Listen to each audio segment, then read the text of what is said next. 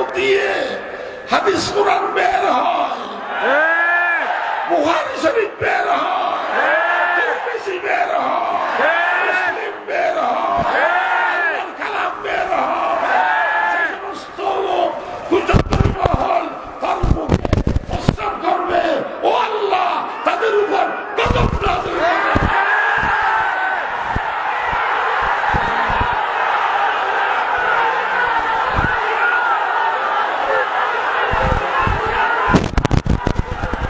সবকিছু এখানে শেষ, কিন্তু কিছু কুচক্রী মহল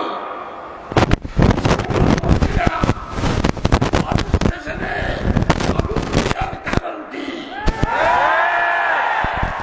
সেটা আসতেছে না। তার ছবিকে আগুন দিয়ে জ্বলাইয়া ফেলার কারণ কি? একজন আলমকে এইভাবে অপমান করলে আল্লাহ আরশ কাঁপে।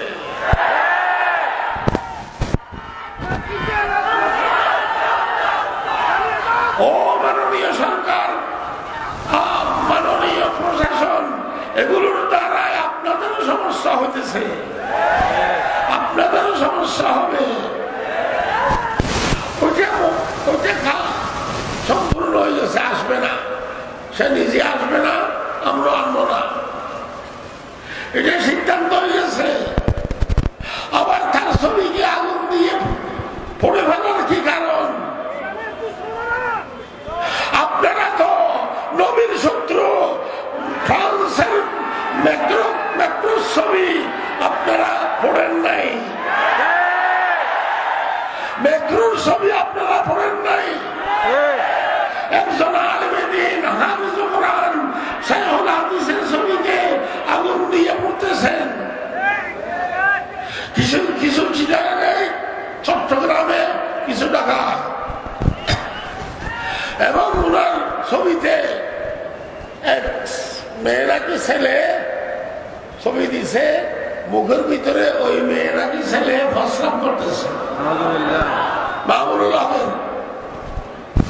মামুনুল হকের এই মুখ দিয়ে হাদিস কোরআন বের হয়, বুখারী শরীফ বের হয়, তিরমিজি বের হয়, মুসলিম বের হয়, আল্লাহর কালাম বের হয়। সেই সমস্ত লোক কুচক্রী মহল তার মুখে প্রস্তাব করবে, ও আল্লাহ তাদের উপর গজব নাযিল করবে।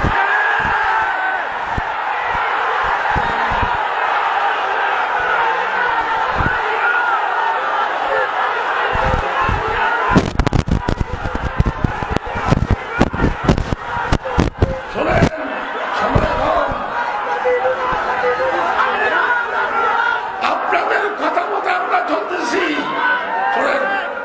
প্রশাসনের সাথে আমরা পরামর্শ করি, সরকারি অফিসের আমার সাথে পরামর্শ করে, সবকিছু ফাইনাল হয়ে গেছে, আসবে না আসবে না। আবার তার মুখের ভিতরে ভাষণ করার কারণ কি?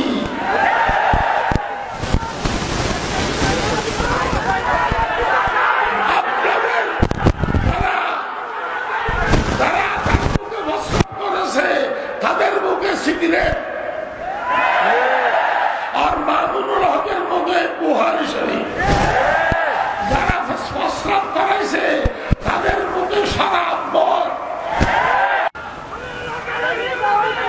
আমাদের এখানে চট্টগ্রামে বলা হয় বোলার বাপ ডেঙ্গা মারিস, বোলার বাপ ডেঙ্গা মারিও না।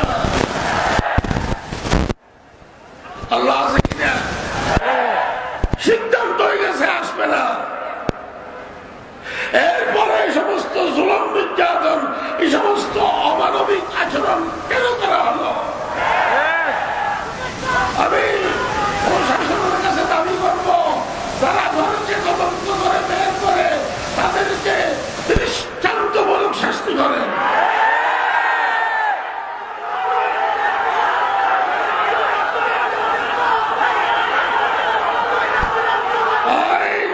শুনেন, আইন আমরা হাতে নেব না, আইন আমরা হাতে নেব না। আইন থাকবে সরকারের কাছে, আইন থাকবে প্রশাসনের কাছে, তবে মন্ত্রী মহলের দ্বারায় অপশাসন আপনাদেরও ক্ষতি, ওদের দৃষ্টান্তমূলক শাস্তি করেন।